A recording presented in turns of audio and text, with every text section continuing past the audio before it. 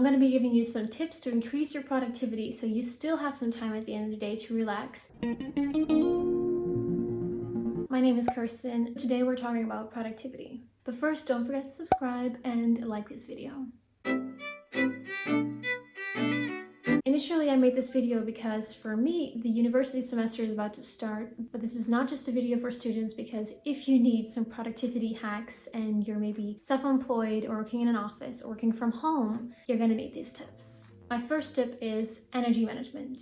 There's no good or bad when it comes to being a morning person or a night person, but it's very important to know when your peak in energy levels is happening. Depending on when you're most productive and feel most ready to get started, that's the moment when you will be doing the hardest tasks. So I'll give you an example. I like to wake up early. I'm definitely a morning person. After breakfast, I will just get started, maybe read a book. So when I get started in the morning, I try to do everything as soon as possible and have no distractions because at 2 p.m. I know that my energy levels will just be down, if not completely gone. For me, coffee doesn't really matter. You could kind of influence your energy levels with coffee or any other caffeinated drink. However, I highly recommend just feeling what feels right for you. When you're most energetic, you probably have a kind of idea of when you're most productive. So just be sure to cram everything in that 1 hour or hopefully a couple of hours. So when you have decided when you're going to do the hardest task, depending on when you're feeling most energetic, you can do the less important task when you're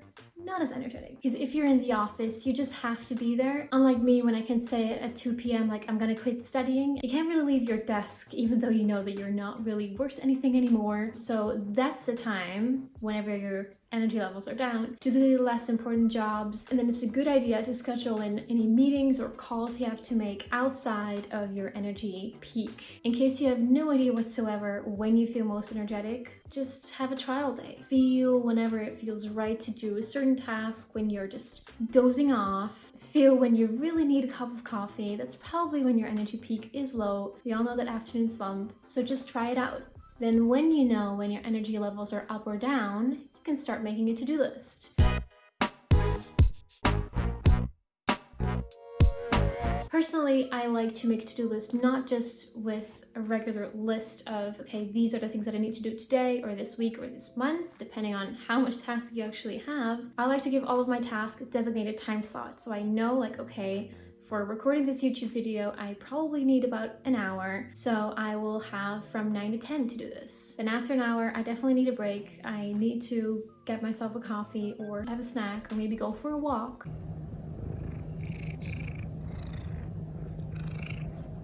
Depending on my energy levels, then my next task can start again and maybe takes 20 minutes. A thing that I've learned from my sister is when you have a task, for example, fold the laundry, is that something you can do under 5 minutes? Do it right now. Is it something that will take more than 5 minutes? Put it in your to-do list. But if you can do it within 5 minutes, you're just a lazy person if you're not going to do it right now. And it's going to feel so much better when you've done it and it's not like lingering in your mind like, oh, I still need to fold the laundry. So just do it right now. As I mentioned in my personal example with my to-do lists, don't forget to schedule in any snack breaks, nap breaks, whatever you need a break for. Just give yourself 10 to 15 minutes because in a perfect world, we would only be having a break for 5 minutes, but that's not going to happen. Which brings me to my next tip. Know your weaknesses. This is again related to the energy management, but also to the to-do list part, because if you think you can have a meeting at 5 p.m., but you actually know that you're going to be very low on energy and that meeting is going to take not an hour, but probably 3 hours, don't lie to yourself. Be realistic, because otherwise you're going to be the one having a problem in the end or missing some sleep. Just don't do it. Then when you know what the things are that you're gonna do this day, this week, this month, get everything ready. Imagine a desk with no clutter, a room without clutter, and just a laptop. Maybe you need a cup of coffee, maybe you need a printer. Just get everything ready that you need, because if you're missing something and you need to get it somewhere, maybe even outside of the house, if not just somewhere else in the office or your house, depending on where you're working, you're gonna get distracted. You might talk to a neighbor, you're gonna start procrastinating, you're not following your to-do list anymore, you're planning. So just have everything ready. A bottle of water is always a good idea, and just get started. But before you get started, let me get to my next tip, because if you're in the office or if you're working from home, tell your roommates or whoever you're living with that you're about to get some work in and cannot handle any distraction. Maybe even put a don't disturb sign on the door. Now that we've eliminated the distractions that are humans, we're gonna eliminate the technological distractions. Yes, I mean your phone.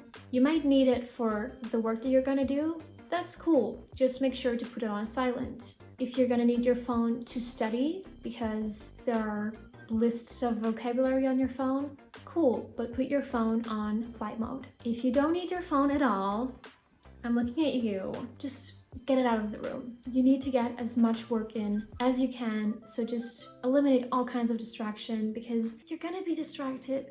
Trust me. Then last but not least, I'd like to point out that you should respect your own boundaries. What do I mean with this? Well, for example, know when you're done. If you're studying for a test that is tomorrow or in a week, but you just know that after 3 p.m. you're not going to be worth anything, give yourself those hours after 3 p.m. off. Go do something fun, go clear your mind, because that will help you when you're going to study again the next day or maybe after a couple of hours. So time-wise and energy-wise, again, energy management is just very important when it comes to productivity. Respect your limits, respect your weaknesses, own them, own your strengths, and only then you will succeed in whatever task you have planned for today.